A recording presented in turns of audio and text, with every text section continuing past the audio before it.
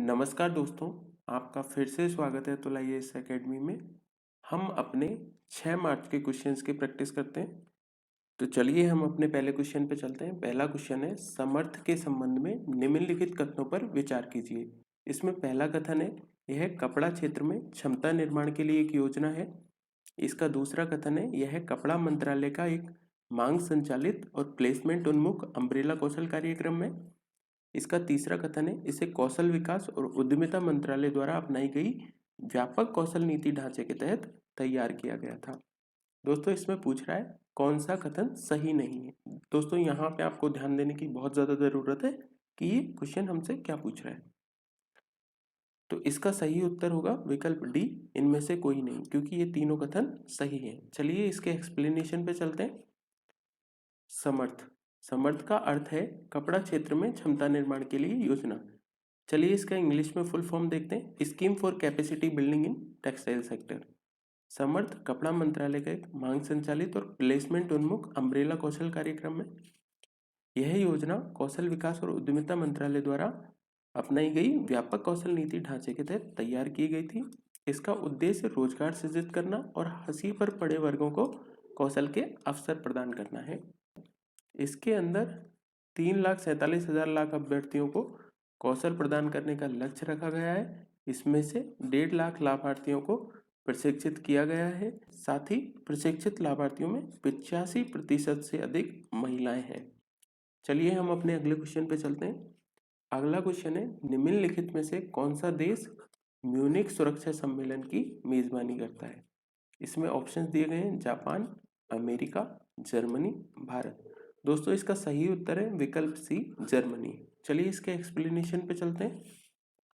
Munich सुरक्षा सम्मेलन एक वार्षिक सम्मेलन है जो वैश्विक सुरक्षा मुद्दों पर केंद्रित है। यह दुनिया भर के वरिष्ठ राजनेताओं और सैन्य नेताओं को जर्मन के म्यूनिख में एक मंच प्रदान करता है।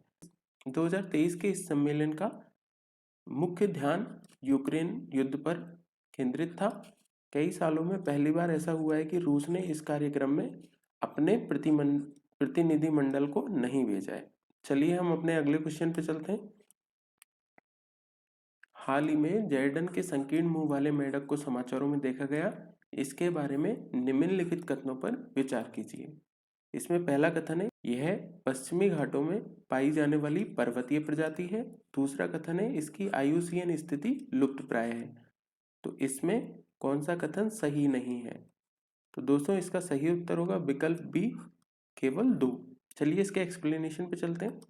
जॉर्डन के संकीर्ण मुंह वाले मेंढक को प्राणीविदों द्वारा 89 साल बाद फिर से खोजा गया है। यह पश्चिमी घाट में पाई जाने वाली एक पर्वतीय प्रजाति है।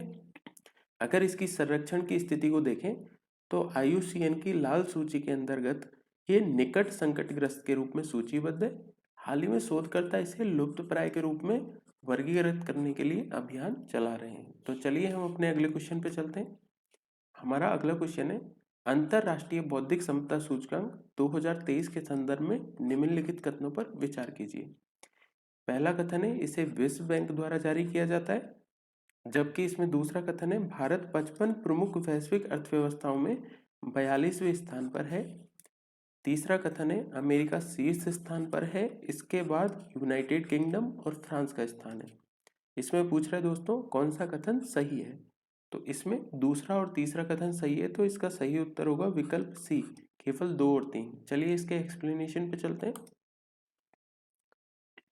अंतरराष्ट्रीय बौद्धिक समता सूचकांक यूएस चैम्बर्स ऑफ कॉमर्स द्वारा जारी किया जाता है और इस रिपोर्ट के अंतर्गत 55 प्रमुख वैश्विक अर्थव्यवस्थाओं में भारत 42वें स्थान पर है।